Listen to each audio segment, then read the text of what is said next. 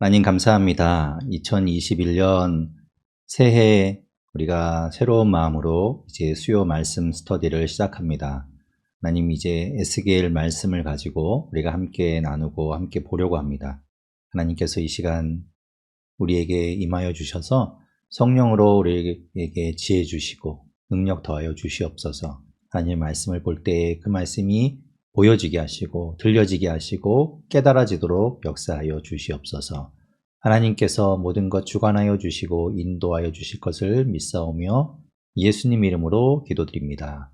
아멘. 에스겔서의 개관을 보게 되면 에스겔이라는 선지자가 쓴 책이죠. 그렇게 이제 보고 있습니다. 에스겔이 하나님의 말씀 받아서 이제 전해주는 이야기인데, 에스겔이라는 이름의 뜻은 하나님이 강하게 하신다라는 뜻을 가지고 있어요. 하나님이 힘을 주신다, 하나님이 굳게 하신다, 이런 뜻을 가지고 있죠. 이게 맨 마지막에 있는 겔이라고 우리말에서는 이렇게 합쳐져서 이제 그렇게 발음이 되지만 L을 끝에 L 하나님이 들어가 있는 겁니다. 그래서 하나님이 강하게 하신다, 하나님이 세우신다, 이런 그런 뜻을 가지고 있죠.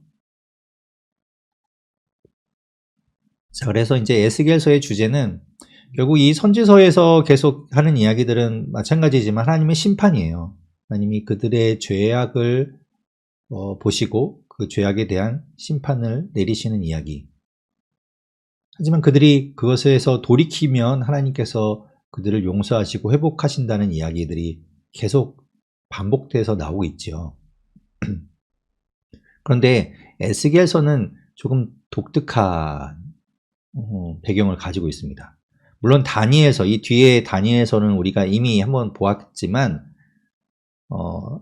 이전에 우리가 보았던 예레미야의 말씀은 이 남유다 안에서, 그러니까 멸망하가는 이 나라 안에서 보았던 하나님이 주시는 그 말씀을 전해주는 이야기라면, 에스겔서는 이제 바벨론의 포로로 끌려간 사람들 속에서 에스겔이 선포하는 말씀이에요.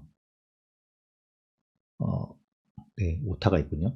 포로로 잡혀간 유다 백성을 회복시키는 하나님, 이제 이 포로로 잡혀가 있는 유다 백성들을 향해서 이제 당신들을 하나님께서 회복시키실 것이다 라는 소망을 줘야겠죠.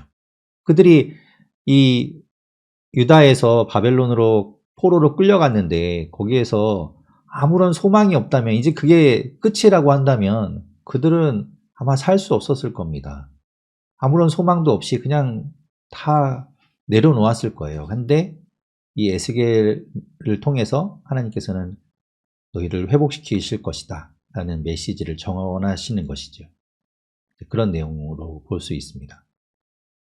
그래서 이제 이 전체 내용이 48장으로 이루어져 있는데, 그 중에 이제 24장까지의 말씀을 하나님의 심판에 관한 말씀이라고 볼 수 있어요. 그리고 25장부터 이 뒤에 48장까지를 하나님이 회복시킨다. 하나님이 아까 주제에서 말씀드린 것처럼 이 포로로 잡혀간 유다 백성들을 회복시키실 것을, 또 무너진 예루살렘을 다시 회복시키실 것을 말씀하시는 내용이죠.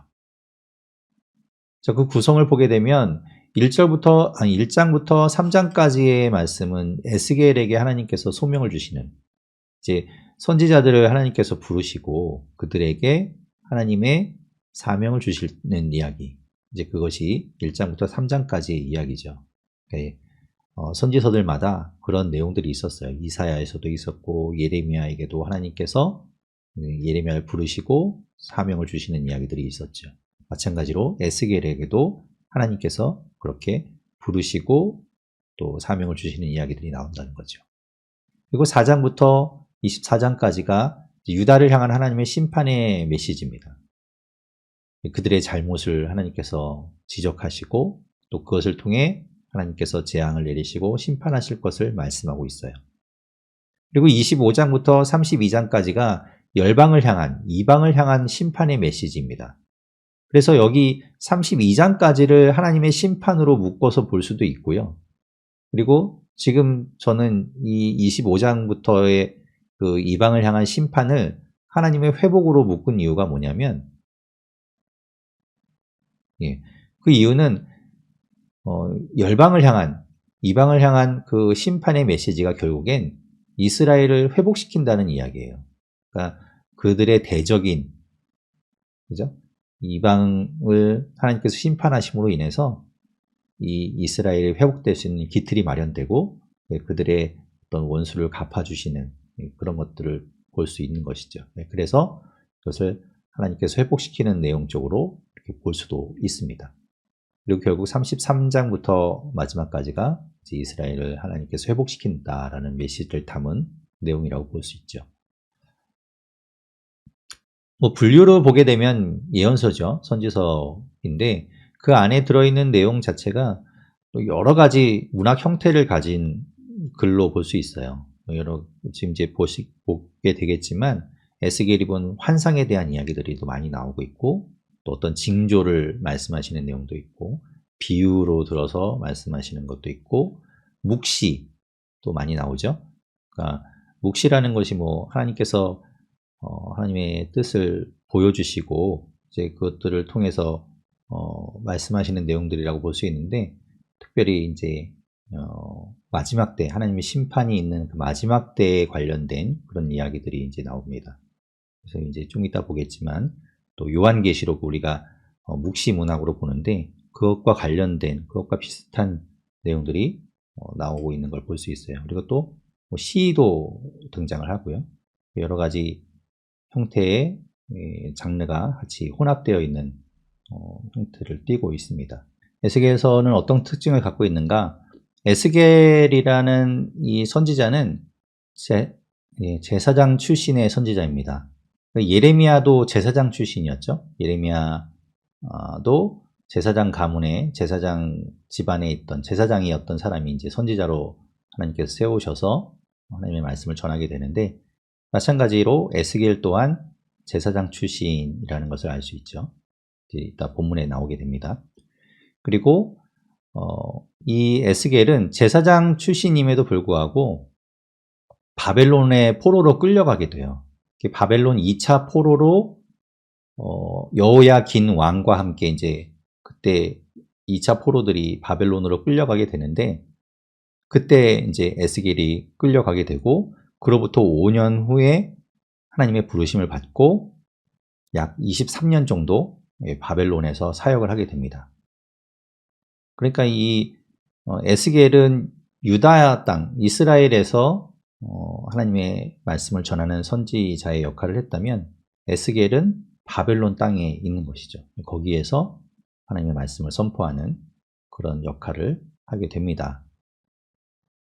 그리고 주제에서도 말씀드렸지만 이 유다 백성, 유다를 회복시키는 하나님의 메시지에 초점을 맞추다 보니까 이제 25장부터 32장까지 이방을 향한 열방을 향한 심판의 메시지가 나올 때 보통 우리가 그 심판과 함께 꼭 그런 것은 아니었지만 심판이 있으면 회복시키는 메시지도 같이 나오거든요. 매번 꼭 다 뭐 심판 다음에 회복 이렇게 딱 그런 틀로 되어 있지는 않았지만 그래도 심판만 있는 것이 아니라 회복의 메시지도 있었어요. 열방도 마찬가지였죠. 그들도 나중에 하나님의 성전으로 다시 돌아오게 된다 뭐 이런 메시지들이 있었는데 여기에서는 그런 언급이 없습니다. 그러니까 심판에 대한 메시지가 주를 이루고 있죠. 그리고 대신에 이제 이스라엘에게는 하나님께서 회복시키시고 그들을 다시 일으키실 것을 말씀하시는 내용들이 나옵니다. 그런데 거기에 그 이스라엘의 회복, 남유다의 회복, 하나님 백성을 회복시키는 것에는 하나님의 영광과 하나님의 영, 그래서 주의 영이라는 말, 영이라는 말이 굉장히 많이 등장해요.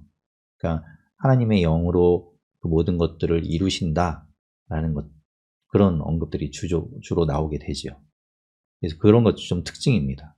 그러니까 다른 선지서에서는 뭐 우리가 예레미야를 보았던 부분에서도 이제 그런 것이 이제 거의 나오지 않고 하나님이 말씀을 통해서 이제 회복시키시고 뭐 이런 내용이 나오는데 여기서는 이제 영이라는 하나님의 영이라는 지금으로 말하면 이제 성령에 의해서 그런 일들을 행하신다라고 말씀하고 있는 것들이 많이 나오죠. 그리고 에스겔이 활동했던 그 사역했던 시기는 예레미야와 다니엘과 동시대의 사람입니다. 나이는 뭐 크게 예레미야가 조금 더 나이가 많을 건데 이 뭐 에스겔과 다니엘은 거의 비슷한 나이대였지 않을까라고 이제 보긴 하는데요. 아무튼 요 세 선지자들이 동시대에 활동했던 것으로 볼 수 있죠. 자, 그런 이제 에스겔의 특징. 일단 이제 에스겔은 그러니까 어떤 중점을 가지고 우리가 보아야 하는가 하면 바벨론의 포로로 끌려간 사람들 속에서 그들에게 주는 메시지, 그들에게 하나님께서 회복과 소망의 메시지를 줘야 되겠죠. 그러니까 그것에 중점을 맞추고 봐야 한다라는 것이 이제 에스겔서를 볼 때 우리가 초점을 두고 봐야 할 내용이 될 것 같습니다. 네, 그런데 이제 그 일을 이루시는 것은 그러니까 누가 하는가? 이들이 어떤 반란을 일으켜서 바벨론을 무너뜨리고 다시 예루살렘을 회복하는 것이 아니라 하나님께서 하신다는 거죠. 하나님의 영으로 그 일들을 일으키신다라는 것이 이제 주된 내용이라고 볼 수 있겠습니다. 자, 그런 관점으로 우리가 함께 보면 좋겠습니다. 에스겔 1장입니다. 1장 1절에 보면 뭐라고 되어 있는가 하면 30째 해 넷째 달 초닷새라고 이야기하고 있습니다. 30째 해라고 하는 것이 무엇인가 하면 이 에스겔의 나이라고 우리가 추정해요. 그러니까 다른 걸로 이 30째 해라는 것이 이제 뭐 들어맞지 않거든요. 그래서 30째 해라는 것이 이 에스겔의 나이, 그러니까 30세가 되었을 때라는 것이죠. 그가 그발 강가에 있을 때 사로잡힌 자로서 포로로서 그발 강이라는 곳에 강가에 있을 때 이제 하나님께서 에스겔에게 임하십니다. 그래서 하나님께서 이제 환상을 보여주시고 말씀을 주시죠. 그발 강이라는 것이 어디인가 하면 여기가 이스라엘이죠. 예루살렘이 있고 이스라엘이고 이쪽이 이제 이 동쪽이 페르시아만이 있는 이쪽이 바벨론 땅이 되는데요. 바벨론이 두 개의 큰 강이 지나가죠. 유브라테스 강과 티그리스 강, 이 두 강이 지나갑니다. 그런데 그 강을 잇는 운하가 있어요. 수로. 그것이 이제 그발 강인데 이 그발 강가쯤에 이 예루살렘에서 잡혀간 포로들, 남유다의 포로들이 이 그발 강가에 살고 있었다는 거죠. 그리고 혹자는 그래서 이 수로를 만드는 일에, 수로를 정비하는 일에 이 포로로 잡혀간 사람들이 종사하지 않았을까라고 이제 보기도 합니다. 자, 이런 형태의 지금 지도를 보시면서 여기가 이제 그발 강가구나. 그래서 지금 여기를 배경으로 하고 있다. 여기에 있을 때 에스겔에게 환상이 임하였다라는 것을 볼 수 있겠습니다. 자, 그런 때가 이제 배경이 되겠죠. 자, 보시면 그래서 2절에 보면 그러니까 이 에스겔의 나이가 30째 해, 30세가 됐을 때 30세가 되면 제사장으로서 이제 제사장 원래 이제 타고나기를 제사장으로 타고났지만 제사장으로 이제 직무를 수행할 수 있는 데가 이제 30세가 되면 직무를 수행할 수 있는데 그때 하나님의 말씀이 임하게 되는 것이죠. 2절에 보면 여호야긴 왕이 사로잡힌 지 5년 그달 초닷새예요. 그러니까 여호야긴 왕이 포로로 잡혀간 지 5년째 되는 해라는 겁니다. 그러니까 에스겔은 몇 살에 바벨론의 포로로 끌려왔을까요? 산수 문제 25세 때 끌려왔겠죠. 그래서 이제 5년 지나서 30살이 된 겁니다. 자, 여호야긴 왕은 다시 우리가 이제 보시면 이 요시야 왕의 이제 아들들을 통해서 이 남유다가 멸망할 때 왕들이 세워지게 되죠. 요시야 왕 다음에 여호아하스 왕이 세워집니다. 그런데 애굽에 의해서 이제 폐위되게 되죠. 결국 3달밖에는 즉위를 못해요. 3달 있다가 이제 내려오게 됩니다. 그리고 세운 사람이 여호야김 왕이죠. 여호야김 왕은 11년을 통치합니다. 그런데 11년 통치하면서 바벨론에 의해서 폐위되고 결국에 바벨론이 누굴 세워놓습니까? 여호야긴 왕을 세워놓죠. 여호야긴 왕도 겨우 3달밖에 통치를 못해요. 여호야긴 왕 때 바벨론이 쳐들어와서 1차 포로, 1차 포로로 여호야긴 왕과 이때 누가 끌려가는가 하면 다니엘이 끌려갑니다.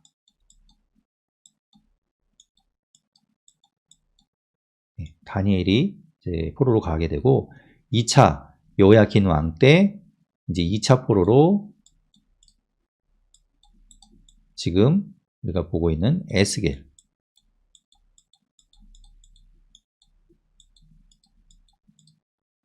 에스겔이 이제 가게 되는 것이죠.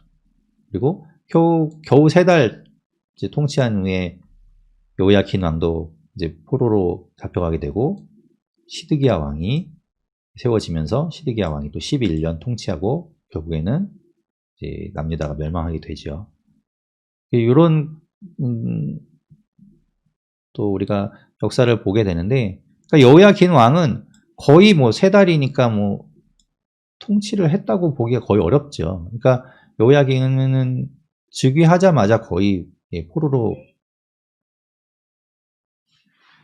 잡혀간 겁니다. 그래서 이제 2절에 있는 것처럼 여호야긴이 잡혀간 지 5년째 해에 에스겔에게 하나님의 말씀이 임하게 되는 거죠. 3절에 보면 그 갈대아 땅 그발 강가, 아까 얘기했죠. 그발 강가에서 하나님의 말씀이 부시의 아들 제사장 나 에스겔에게 특별히 임하고 여호와의 권능이 내 위에 있으니라. 하나님께서 임하여 서서 하나님의 말씀을 주십니다. 그러면서 이제 4절부터는 그 에스겔이 본 환상에 대한 이야기들이 나와요. 에스겔이 본 환상. 어떤 환상을 보는가 하면 4절부터 그가 본 환상에 대한 이야기가 나옵니다. 4절부터 14절까지는 네 생물의 환상 이야기가 나옵니다. 에스겔이 네 생물의 환상을 보게 되는데, 보니까 4절에 북쪽에서부터 폭풍과 큰 구름이 오고 그 속에서 막 불이 번쩍번쩍하고 빛이 사방으로 확 퍼져나가는, 그리고 그 가운데 이제 달구어진 새와 같은 아주 그런 것이 나타나고 거기에서 네 형상의 동물이 나오게 되죠. 그런데 이제 그게 굉장히 독특하게 생겼죠. 네 생물이 나오는데 각각 얼굴이 4개가 있어요. 한 생물당 4개의 얼굴이, 사면의 얼굴이 있고 날개도 각각 4개의 날개를 달고 있는 그 생물이 나오게 됩니다. 10절에 보면 나오죠. 그 얼굴의 모양은 아픈 사람이고 오른쪽은 사자, 왼쪽은 소의 얼굴, 뒤는 독수리의 얼굴을 하고 있습니다.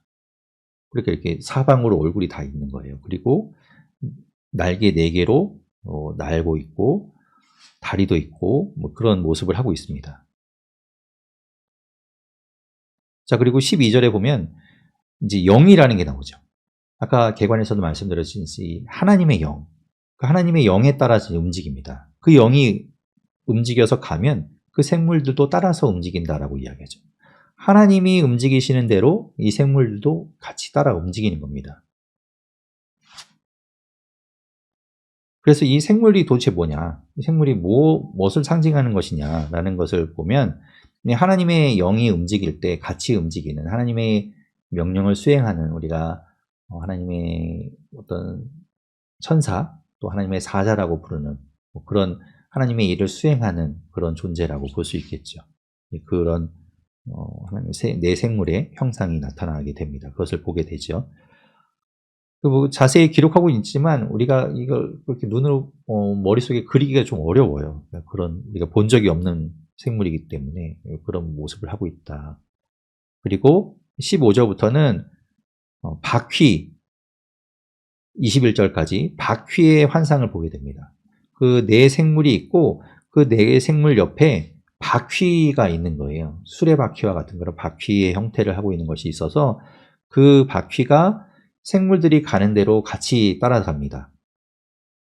그래서 20절에 보면 영이 움직이는 대로 생물들도 영을 따라서 가고 그 옆에 또 생물을 따라서 바퀴들도 같이 움직이는 거예요. 그러니까 영과 함께 생물과 바퀴가 함께 움직이고 있는 것을 볼 수 있죠. 그렇게 이제 하나님이 움직이시는, 하나님의 명령을 따라서 이제 움직이는 어떤 존재들이라는 걸 볼 수 있어요. 자, 그리고 이제 22절부터 25절까지는 그 네 생물의 머리 위에 뭐가 있냐면 궁창이 있는 것을 보여주죠.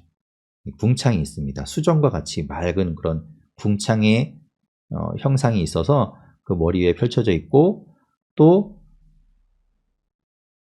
그 24절에 보면 그 생물들이 갈 때 소리가 납니다. 많은 물소리와 같은 것이 이제 들리게 되죠. 그 많은 물소리가 바로 전능자의 음성과도 같고 군대의 소리와 같다라고 이야기합니다. 그리고 이제 26절부터 28절까지는 그 궁창 위에, 그러니까 생물 위에 궁창이 있고, 그 궁창 위에 뭐가 있냐면 보좌가 있는 거예요. 하나님의 보좌가 있습니다. 보좌의 형상이 있죠. 26절에. 그래서 그 보좌에 누가 앉아 있습니까? 26절 끝에 보면 사람의 모양을 한 어떤 형상을 가진 분이 앉아 계시는 거예요. 그래서 그분의 형상에 대한 묘사가 이제 27절에 나오죠. 허리 위의 모양은 단쇠 같고, 또 그렇게 뭐 허리 아래의 모양도 불 같아서 사방으로 광채가 쫙 뻗어져 나가는 그런 분이 앉아 계시다라고 이야기합니다. 그리고 28절에 보면 그 사방으로 광채가 뻗어나가는 모양이 무지개 같고, 그리고 그 모든 것들이 결국에 이게 무엇을 뜻하느냐? 하나님의 영광의 형상의 모양이라고 이야기합니다. 하나님의 영광이 쫙 뻗어나가고 있는, 하나님이 계시고 그 하나님의 영광이 온 세상에 쫙 뻗어나가고 있는 것을 우리가 보게 된 거예요. 그래서 그것을 이제 이렇게 자기의 표현으로 이야기하고 있는 것이죠. 자, 우리가 이제 이런 내용을 아까 제가 묵시라고 말씀드렸던 것처럼 보면 요한계시록에 보면 이제 이런 묘사들이 나옵니다. 보시면 이런 내용들이 있죠. 요한계시록 1장 13절부터 16절까지의 말씀에 보면 이제 예수님께서 그 모습을 드러내셔서 예수님의 형상을 이제 묘사를 하고 있는데, 촛대 사이에 그 인자와 같은 이가 발에 끌리는 옷을 입고 가슴에 금띠를 띠고 쫙 나타나시는 모습을 보여주고 있어요. 거기 보면 이제 15절에 그의 음성은 많은 물소리와 같다라고 이야기하고 있죠. 오늘 24절에서 보는 것처럼 그 음성은 많은 물소리와 같아요. 그러니까 이 요한계시록에서 보여지는 그 주님의 영광과 지금 에스겔이 보고 있는 영광이 거의 비슷하죠. 그리고 요한계시록 4장 3절에는 그 앉으신 이의 모양이 벽옥과 홍보석 같고, 또 무지개가 있어서 보좌에 쫙 둘러서 있는 모습을 보여줍니다. 그러니까 주님께서 앉아 계신 그 보좌에서 하나님의 영광, 주님의 영광이 쫙 펼쳐져 있는 모양이 이제 그런 모양이라는 거예요. 그것이 이제 오늘 에스겔이 본 그런 환상과 닮아 있죠. 에스겔이 이제 그런 모습을 본 겁니다. 이 장을 보면 하나님께서 1절에 내게 이르시되 인자야 라고 말씀하시죠. 인자라는 건 이제 사람을 이야기하죠. 보통 사람아, 다른 번역 성경에서는 사람아 이렇게 번역합니다. 이 사람, 에스겔을 부를 때 이 사람아, 사람아 이렇게 부르는 거죠. 인자야 일어나라 라고 말씀하시면서 2절에 또 말씀하시죠. 그 영이 내게 임하사 나를 일으켜 내 발로 세우시기로. 하나님의 영이 하시는 거예요. 계속해서 말씀드리지만 이 하나님의 영이 일들을 하고 있습니다. 영이 자기를 일으켜요. 자기가 일어나는 게 아니라 영이 임해서 영이 나를 일으키고 세우는 거죠. 하나님의 영의 권능, 하나님의 영의 능력이 임하는 겁니다. 그래서 그것으로 이제 자기가 서게 되는 거죠. 그리고 나서 3절에 말씀하죠. 인자야, 내가 너를 이스라엘 자손 곧 패역한 백성 나를 배반한 자에게 보내노라. 너를 보낸다 라고 하나님 말씀하시면서 하나님께서 너가 가서 그들에게 말씀을 전해라 라고 이야기하시죠. 그런데 이제 4절에 보면 이야기합니다. 이 자손은 얼굴이 뻔뻔하고 마음이 굳은 자라. 뭐 하나님 모르시는 거 아니죠. 계속 선지자들 보내서 계속 이야기하고 있는데 듣지 않잖아요. 그런데도 하나님 또 에스겔을 통해서 또 말씀하시죠. 그들은 듣지 않는다. 5절에 또 보면 그들은 패역한 족속이라 그들이 듣든지 아니하든지 너는 내가 그들 가운데 세운 너는 선지자이니 내가 주는 말을 가서 전해라 라고 이야기하세요. 근데 그 길이 우리가 예레미야서를 보면서 보았지만 쉽지 않죠. 같은 동족들 뿐만 아니라 같은 가문의 사람들한테 제사장들한테도 계속 고난을 당하고 핍박을 당하고 뭐 놀림당하고 그러잖아요. 그 길이 쉬운 길이 아니죠. 6절에 말씀하죠. 인자야 너는 비록 가시와 찔레와 함께 있으며 전갈 가운데에 거주할지라도 그들을 두려워하지 말라. 그러니까 이 선지자의 가는 길이 험난하다는 걸 하나님이 말씀하세요. 쉬운 길 아니다. 가시가 있고 찔레가 있고 험난한 그 길을 너가 가게 될 텐데 그래도 두려워하지 말라라고 이야기하시죠. 네, 뭐말 안 들을 뭐 말 듣지 않겠지만 너는 내가 하는 말을 가서 전해라라고 이야기하시는 거예요. 선지자의 사명이 뭐 그렇죠. 숙명이죠, 이거는. 모든 선지자들이 다 그랬죠. 요나도 그랬지 않습니까? 자기가 정말 하기 싫었는데 말하기 싫은 그 내용을 가서 전해야 되는 그런 선지자의 사명이 있었던 것처럼 쉬운 일 아니죠. 자, 그러면서 이제 8절부터는 하나님께서 주시는 말씀, 두루마리를 말씀하세요. 너에게 내가 주는 것을 먹으라라고 말씀하시면서 9절에 보니까 두루마리 책이 있죠. 하나님께서 주시는 말씀이죠. 그것을 받습니다. 그리고 10절에 보면 그 말씀, 그 두루마리 안에는 무엇이 적혀 있는가 하면 안팎으로 글이 써져 있는데 애가와 애곡과 재앙의 말이 기록되어 있더라라고 말씀하세요. 그러니까 그 하나님께서 주시는 말씀이 심판과 재앙에 대한 말씀이라는 거예요. 그러니까 막 그 고통과 그 아픔에 신음하는 그런 말들, 재앙의 말, 심판의 말들만 잔뜩 기록되어 있는 하나님의 말씀을 주십니다. 그래서 에스겔이 이제 그 말씀을 받지요. 3장 3절까지 계속 이 2장의 내용이 이어진다고 보고, 그래서 그 말씀을 받은 에스겔이 어떻게 합니까? 하나님께서 이 3장 1절에 보면 너는 그것을 먹으라 라고 말씀하셔서 2절에 그가 그것을 이제 먹지요. 두루마리를 먹습니다. 그래서 3절에 이제 그것을 먹었더니 끝에 보면 그것이 내 입에서 달기가 꿀 같더라 라고 이야기하죠. 하나님 말씀이 꿀보다 달다, 꿀같이 달다라고 이야기합니다. 그 내용은 사실 10절에 있는 것처럼 막 좀 그렇잖아요. 슬픔과 아픔과 뭐 그런 신음하고 심판하는 그런 내용인데 하나님의 말씀이기에 꿀처럼 달다라고 이야기하고 있죠. 요한계시록에도 이런 말씀이 있습니다. 요한계시록 10장에 보면 9절과 10절에 거기서도 이제 이 사도 요한이 이제 이런 환상을 봐요. 내가 천사에게 나아가 작은 두루마리를 달라 한즉 천사가 이르되 갖다 먹어버리라. 그래서 그것을 이제 이 사도 요한이 환상 가운데 그 두루마리를 먹지요. 먹었는데 10절에 보면 내 입에는 꿀같이 다나 먹은 후에 내 배에서는 쓰게 되더라. 하나님 말씀을 그렇게 그가 이제 삼키는 그런 장면이 나오게 되는데 하나님 말씀이 이렇게 두루마리 형태로 해서 삼켜지고 입에 달고 이런 내용들이 이제 성경 곳곳에 나오게 됩니다.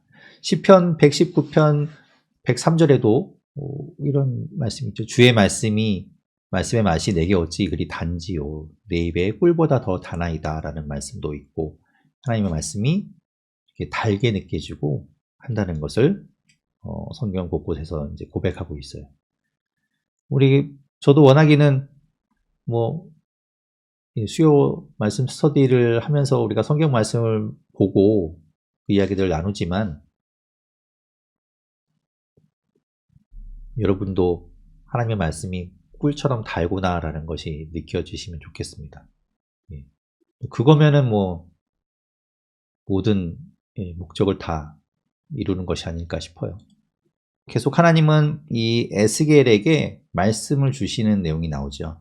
3장 4절부터도 계속 이어지는 내용이 이렇습니다. 하나님께서 에스겔에게 주시는 말씀이죠. 인자야, 이스라엘 족속에게 가서 내 말로 그들에게 고하라 라고 하나님께서 말씀하십니다. 그러니까 하나님께서 이 에스겔을 세우시는 것을 볼 수 있어요. 그리고 이스라엘에게 보내서 하나님의 말씀을 전하게 하시죠. 네, 8절에 보면 아까 그 2장에서도 이야기했지만 그 길이 쉽지 않죠. 듣는 사람들이 듣질 않으니까 계속 같은 이야기를 반복해도 뭐 누가 돌이켜야 말이죠. 듣질 않는데, 듣는 둥 마는 둥 하는데 마음이 얼마나 힘들어요. 그리고 그들로부터 핍박을 받아야 되고. 예, 그래서 이제 그렇게 힘든데 8절과 9절에 보면 하나님께서 이 에스겔을 굳게 하신다라고 말씀하세요. 8절에 보면 내가 그들의 얼굴을 마주 보도록 내 얼굴을 굳게 하였고, 그리고 그들의 이마를 마주 보도록 내 이마를 굳게 하였으되 라고 이야기하죠. 그래서 굳게 하였다라는 말이 하자크라는 말인데요. 아까 그 에스겔이라는 이름의 뜻이 뭐였습니까? 하나님이 강하게 하신다라는 뜻이었죠. 이게 바로 그런 말이에요. 굳게 하신다. 하나님이 에스겔을 강하게 하시는 거예요. 그 일들을 감당할 수 있도록.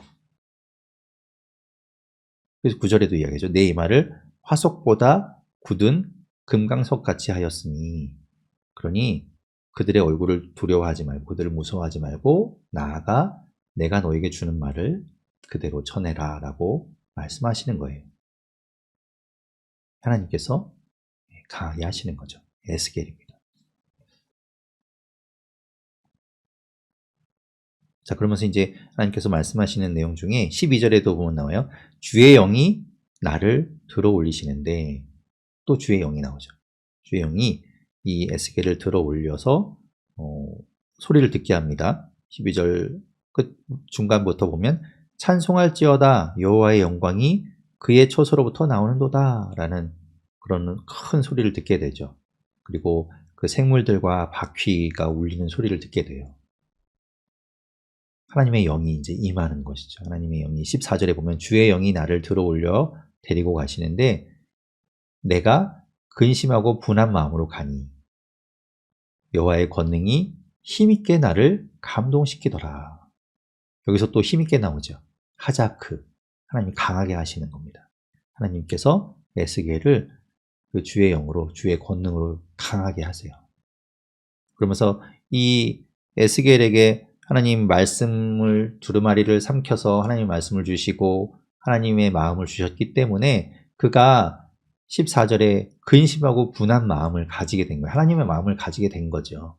그래서 그 마음을 가지고 15절에 보면 데라빕, 이 아까 그발강 말씀드렸죠. 그발강가쯤에 데라빕이라는 곳에 아마 이 바벨론에 끌려간 포로들, 유다인들이 살고 있던 그 곳이 있었던 것 같아요.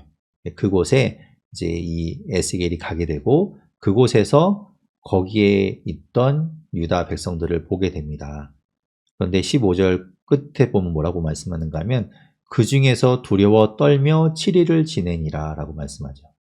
그래서 두려워 떨다라는 말은 깜짝 놀라서 아주 경악을 해서 다리에 힘이 풀려 주저앉는 그런 것을 이야기해요. 너무 놀라서 뭐 꼼짝 못하는 그런 것을 이야기하는 거거든요. 그러니까 이 에스겔이 데라빕이라는 곳에 가서 이 유다 백성들이 사는 모습을 보니까 진짜 하나님의 마음을 가지고 보니까 진짜 가관인 거예요. 그들이. 그래서 그곳에서 두려워 떨며 아무것도 못하고 요즘 말로 얘기하면 멘붕 상태가 된 겁니다. 그런 상태로 7일을 지내게 됐다라고 이야기해요. 그 뒤에 이제 16절에 보면 7일 후에 하나님의 말씀이 다시 에스겔에게 임하게 됩니다. 17절에 말씀하죠. 인자야, 내가 너를 이스라엘 족속의 파수꾼으로 세웠다라고 말씀하세요. 아까 2장에서는 2장 5절에서는 선지자로 이제 세운다라고 하나님 그 에스겔을 세우시면서 말씀하셨는데 지금 이제 3장 17절에서는 뭘로 세운다고 말씀하시는가 하면 파수꾼으로 세우신다고 말씀하십니다. 파수꾼이 뭡니까? 우리 성벽에 보면 이렇게 이제 성벽 안에, 성벽에서도 보면 이렇게 조금 그 탑이 있어서 그 위에서 멀리 내다보고 적들이 오는가 안 오는가 이제 그런 것들을 항상 이제 감시하면서 혹시라도 그런 기미가 보이면 그 성 안에 그것을 알리죠. 예, 그런 역할을 하는 것이 파수꾼이지 않습니까? 경고해주고 알려주고 위험을 이야기해주는 것이 파수꾼이죠. 하나님께서 에스겔을 그런 파수꾼으로 세우셨다는 거예요. 그래서 17절 끝에 보면 뭐라고 얘기하는가 하면 나를 대신하여 그들을 깨우치라 라고 말씀하세요. 그러니까 이 말 안 듣는 이 위험을 앞에 두고 있는 이 이스라엘 백성들에게 이 에스겔이 가서 파수꾼 역할을 하며 경고해주고 그들에게 알려주라는 겁니다. 그 역할로 에스겔을 세웠다고 말씀하세요. 그래서 아주 그 뒤에 나오는 이야기 보면 되게 중요한 이야기인데요. 18절에 보면 이렇게 말씀하시죠. 악인에 대해서 말씀하시면서 악인들을 향해서 가서 이야기해라. 네가 가서 파수꾼처럼 가서 깨우쳐줘라는 거죠. 경고해줘라. 훈계해줘라. 그가 이제 잘못하고 있다는 걸 알려줘라. 그래서 그가 돌이키도록 해라라는 겁니다. 그런데 그렇게 알려주지 않으면 18절에 말하죠. 내가 깨우치지 아니하거나 말로 악인에게 일러서 그의 악한 길을 떠나 생명을 구원하게 하지 아니하면 네가 그 파수꾼의 역할을 하지 않아서 그 악인이 악한 길에서 돌이키지 않으면 당연히 악인은 벌을 받죠. 악한 길로 갔으니까. 그런데 파수꾼의 역할을 하지 않은 너에게도 내가 책임을 묻겠다는 거예요. 그것이 18절 끝에 있는 내용입니다. 내가 그의 피의 값을 내 손에서 찾을 것이다. 그런데 반대로 19절에 보면 그 악인이 네가 이야기하는 걸 듣고 깨우치어서 네가 전했는데, 네가 경고했는데 그 역할을 너는 할 일을 다 했는데 그가 듣고 깨우치지 아니하면 여전히 악한 길을 가면 그는 어쩔 수 없죠. 악한 길을 갔기 때문에 그에 대한 책임을 져야 되고 벌을 받겠지만 이 파수꾼의 역할을 한 에스겔에게는 책임을 묻지 않겠다. 그것이 19절 끝에 있는 너는 내 생명을 보존하리라 이겁니다. 그러니까 파수꾼의 역할을 다 해야 된다는 거예요. 그가 돌이키든지 안 돌이키든지 그거는 그에게 책임을 물을 거고 너는 네가 할 일을 다 해야 된다는 거예요. 그것이 이제 하나님의 말씀인 것이죠. 20절에도 말씀합니다. 이제는 의인을 향해서도 이야기해요. 저는 이 20절 이 말씀이 되게 이렇게 오늘 말씀 가운데 제일 와닿았어요. 보면 뭐라고 말씀하시는가 하면 의인이 그의 공의에서 돌이켜 악을 행할 때에는 이미 행한 그의 공의는 기억할 바 아니라. 그 전에 하나님 말씀 따라서 공의대로 행하고 아무리 잘했어도 그것에서 돌이켜 악을 행하게 되면 악한 길로 가게 되면 그 전의 것은 다 물거품이 된다는 거죠. 그러면서 내가 그 앞에 거치는 것을 두면 그가 죽을지니.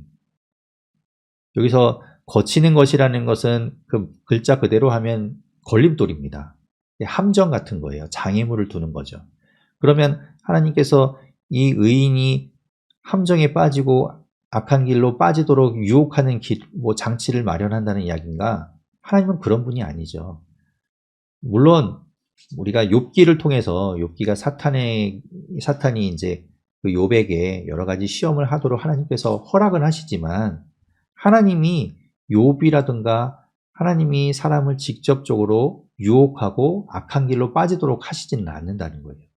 하나님은 그런 분이 아니에요.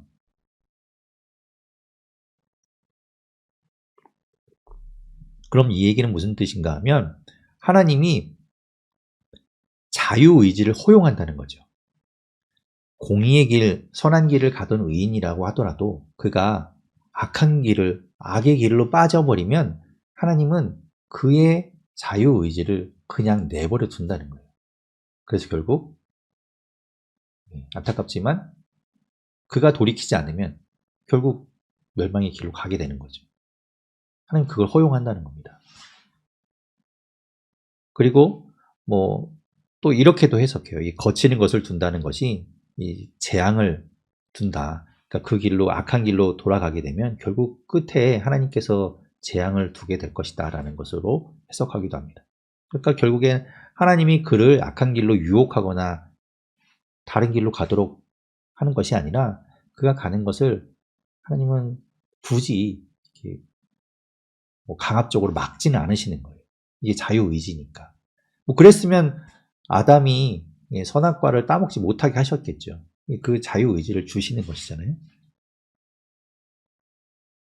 그런데 이제 그 옆에 있는 이 파수꾼의 역할이 중요한 거죠. 파수꾼들이 이제 그런 일들을 해야 하는 거예요. 파수꾼들이 그 옆에서 그들이 돌이키도록 계속 메시지를 전하고 알려줘야 한다는 겁니다.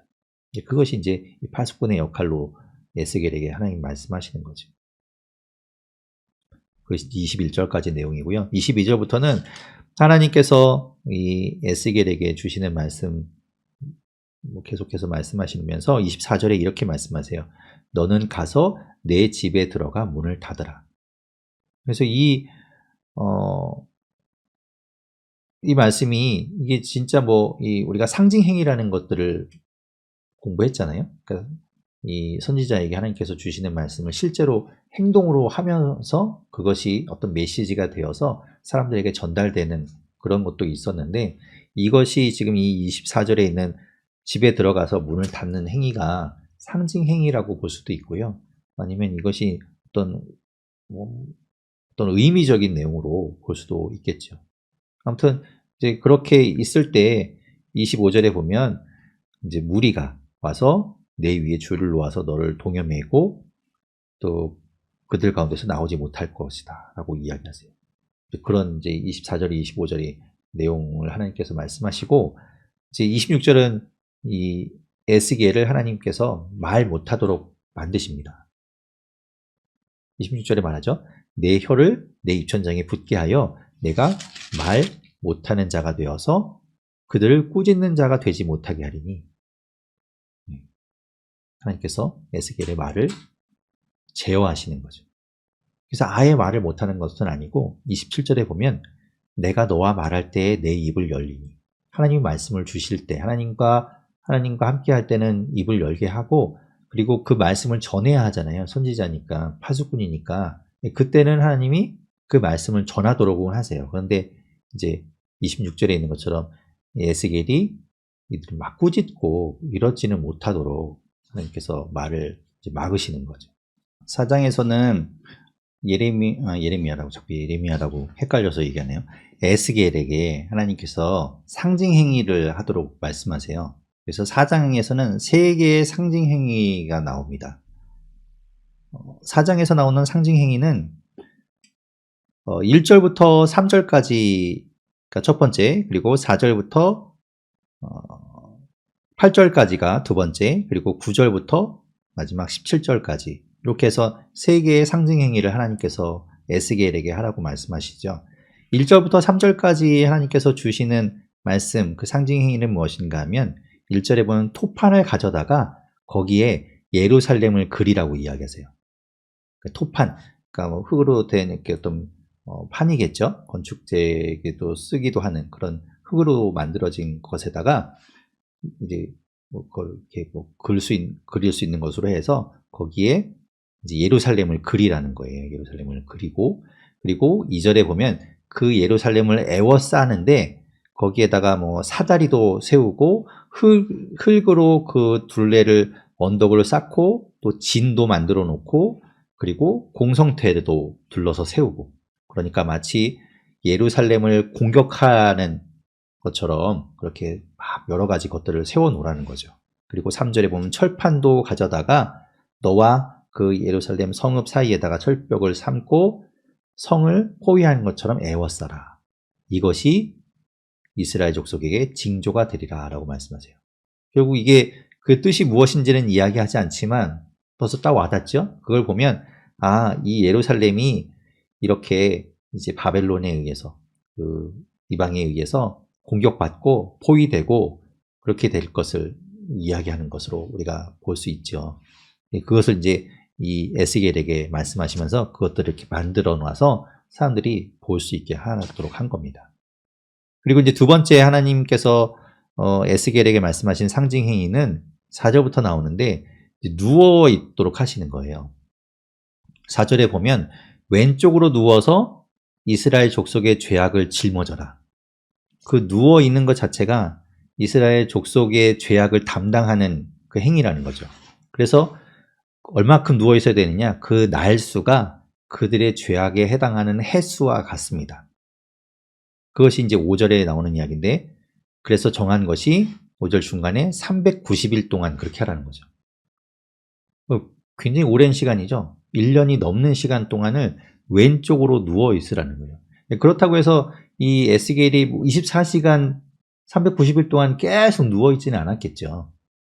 이거는 상징 행위니까 사람들이 봐야 돼요. 집안에서 혼자 누워 있으면 아무도 모르잖아요. 아마도 뭐 밤에는 뭐 집에 들어가서 잤겠지만 낮에 사람들이 볼 수 있도록 이렇게 왼쪽으로 누워서 그 모습을 보여줘야 되겠죠. 그렇게 하여튼 390일 동안 했다는 거예요. 그런데 그 390일 동안 한 것은, 왼쪽으로 누워 있었던 것은 이스라엘의 죄악이라는 것을 이제 보여주는 겁니다. 이 390일이 그러면 390년을 뭘 의미하는 거냐? 여러 가지 해석이 있어요. 우리가 왜 요한계시록도 막 여러 가지 해석을 하지 않습니까? 이 390일, 390년이 뭐냐? 이걸 뭘 의미하는 거냐?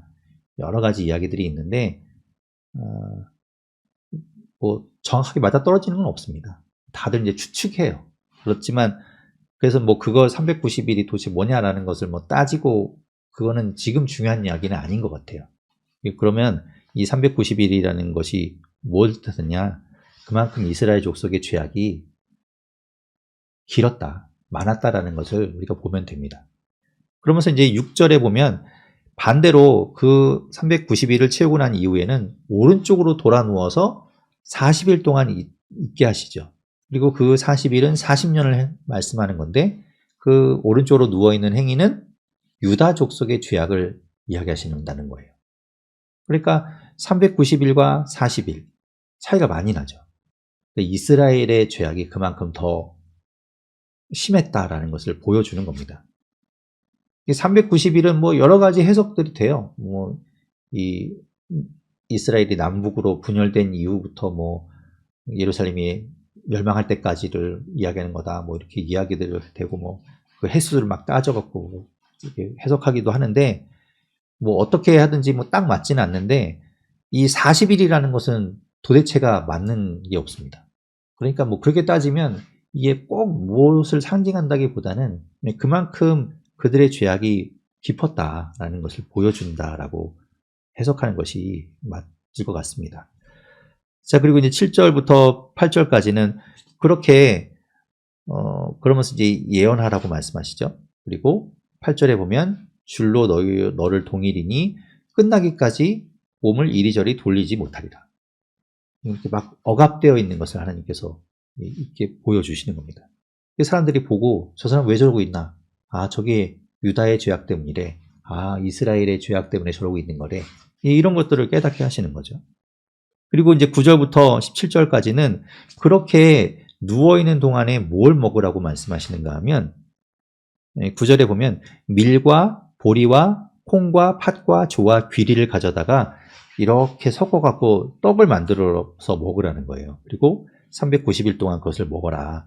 그런데 얼마큼 먹어야 되는지도 하나님이 양을 정해 주시죠. 10절에 보면 그것을 달아서 하루에 20세겔씩 때를 따라서 먹고, 하루에 20세겔을 먹는 겁니다.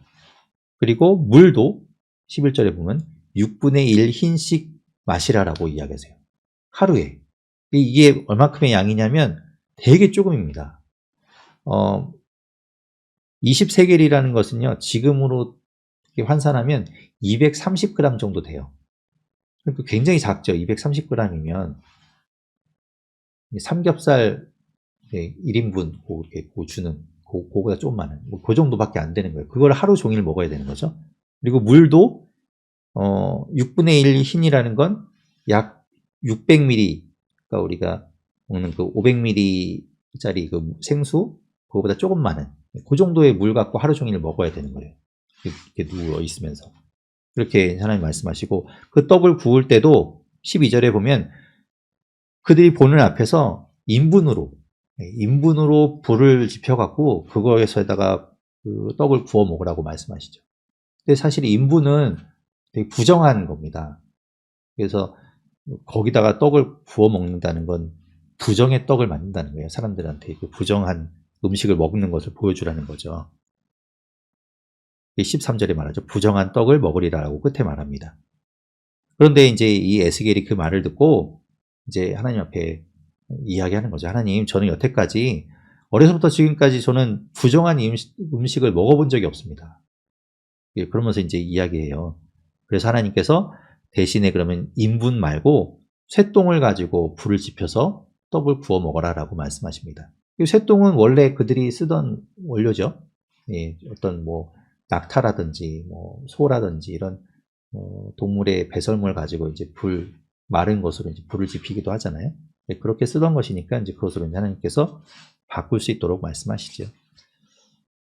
자, 그러면서 이제 그 말씀이 16절과 17절에 있는 내용입니다. 예루살렘이 장차 그렇게 양식이 끊어지게 될 것이고, 그들이 먹는 그 떡과 그런 물이 부족하게 될 것이다. 라는 것을 하나님께서 이제 그 에스겔을 통해서 말씀하시고 계시는 거예요. 그것이 이제, 의미가 되겠죠. 그것을 이제 하나님께서 에스겔에게 지시하시는 내용입니다. 지금 에스겔이 뭐 이렇게 그 인분으로 떡을 구워 먹으라 라고 했을 때, 저는 그런 적이 없어요. 그냥 부정한 음식을 먹던 사람이 아니에요. 라고 했던 거는 우리가 사도행전에서 보면 베드로를 떠올리게 하죠. 베드로가 환상 중에 하늘에서 부정한 그 동물들이 내려와서 하나님이 그것들을 잡아 먹으라 했을 때 베드로가 이야기하죠. 저는 여태까지 그런 부정한 것을 입에 댄 적이 없습니다. 저는 먹지 않았었습니다. 라고 거부했던 내용들이 있는데 그것을 이제 좀 떠올리게 하죠. 이렇게 이제 에스겔이 하나님이 주시는 그 환상과 그 말씀을 통해서 이제 사명을 받고 그것을 가지고 오늘 4장에서는 이제 상징행위로 사람들에게 보여주는 내용들을 우리가 보았습니다.